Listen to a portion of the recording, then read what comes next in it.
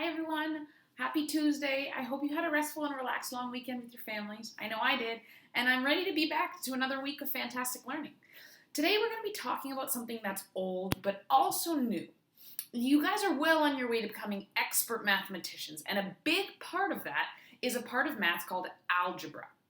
Just like how in math we talk about measurement and patterns and collecting data or information, there's also algebra. I said we're talking about something that's old but also new. And that's because in algebra, we look at number sentences and what they mean, but we're going to look at them in a sort of different way. A number sentence is really called an equation. So I'm going to start calling it that from now on. And in an equation, we have three different parts. We have the numbers, we have the plus or minus sign, and we have the equal sign. Now, if I was going to read this equation out loud, I would say 1 plus 2 equals 3. When I say equals, what does that really mean? Oh, I think I see a hand raised in the back. Ravi's been studying really hard and has come up with a few ideas about what he thinks equals might mean. Well, I think equals means the same, and according to my research, it also means that both sides are balanced.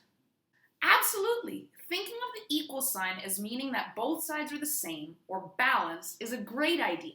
So, when we look again at our equation, what we're really doing is looking to see if both sides of the equal sign mean the same thing, if they're balanced. If you want to picture the balance scale that we use in class when we're measuring weight, if one object is heavier, it would tip down, and the lighter object would go up. Now, if we picture the equal sign in an equation as being just like our balance, we need to make sure that neither side is going up or down, that they stay the exact same. If on one side I put 1 plus 2 and on the other side I put 4, it would not be balanced. It wouldn't be equal.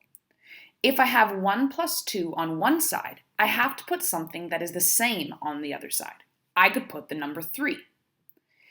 If I had 2 plus 2 on one side, I could put 4 on the other side and it would be equal. But I could also put 3 plus 1 because it would still be equal. It would be balanced. Now here's what I want you to do today. I want you to draw a little balance on a piece of paper. And on one side of the scale, I want you to write your first name. And on the other side, I want you to write your last name. What we're going to do is we're going to try to balance the scale. So my first name is Athena, which has 6 letters. And my last name is Bleecker, which has 7 letters. Right now, the scale isn't balanced, and I need to figure out what to do to fix it. What I could do is take away 1 from the 7. So I'll write 7 minus 1. Now one side of the balance has 6 and the other has 7 minus 1. So they're equal. Now I'm going to use another example. If I use Ravi's name on one side, which is 4 letters, and Bleecker on the other side, which is 7 letters, they are not equal. But I know I can make them equal.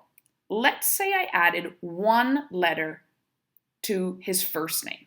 So that would be 4 plus 1. And on the other side, I'm going to take away 2 letters. So that will be 7 minus 2. Now, are they equal?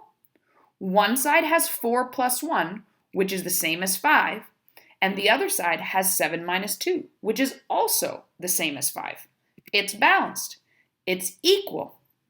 Can you figure out how to balance your name? How about someone else's name in your house?